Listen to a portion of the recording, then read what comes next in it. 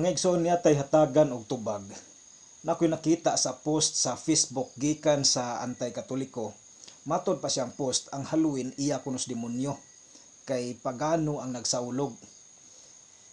Wa lang gyud ni sila makasabot og tarong sa word nga Halloween.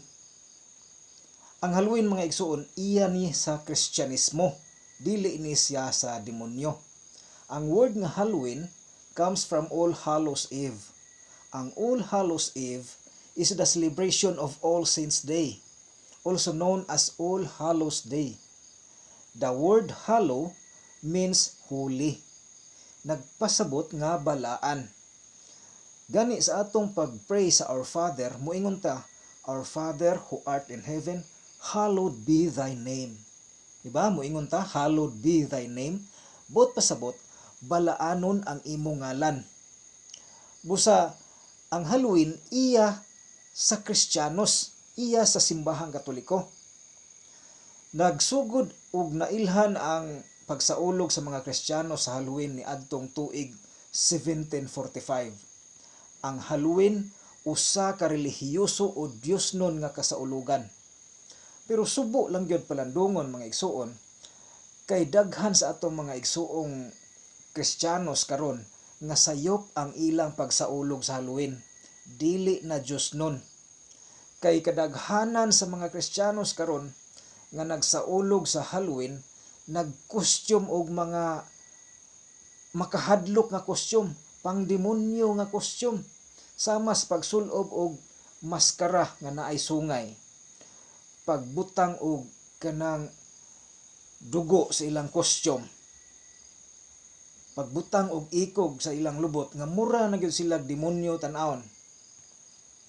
Nga kung atong hunaon pag-ayo, atong masabtan nga sama ra nga ilang gisangyaw ang demonyo, o sama ra nga gusto silang maimperno.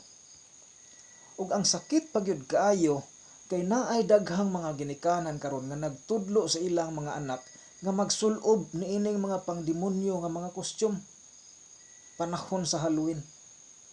Nga sama ra nga ilang gitudloan ang ilang mga anak nga mahimong demonyo. Busa isip mga tinuod nga mga Kristiyanos, makigbisog kita karon. Atong itudlo nga ang pagbuhat sa ingon supak sa kabubuton sa Dios. Nga mao ang Kristiyanos o Kristohanong pagtuo. Aron maundang na kining sayop nga mga buhat panahon sa pagsaulog sa Halloween, ang simbahang Katoliko wala gyud magtudlo nga kung magsaulog sa Halloween magsuot og mga makahadlok nga kostyum. Wala gyud na gitudlo sa simbahang Katoliko. Gani gi-encourage pa ang mga katawhan, ang mga Kristiyanos nga kung magsaulog sa Halloween, kinahanglan ang kostyum panghuli pod sama sa mga kostyum sa mga santos.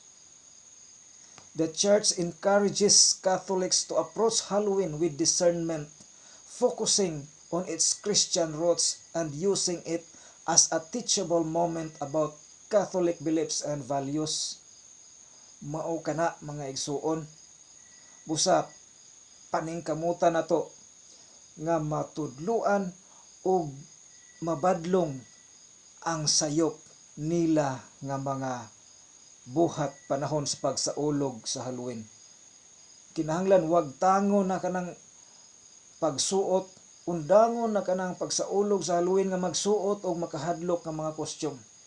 Hinuon ang isuot balaanon nga kostyum sama sa mga balaan, mga santos ang kostyum. Maunta na ang angay nga itudlo sa mga bata. Daghang salamat mga igsuon. God bless.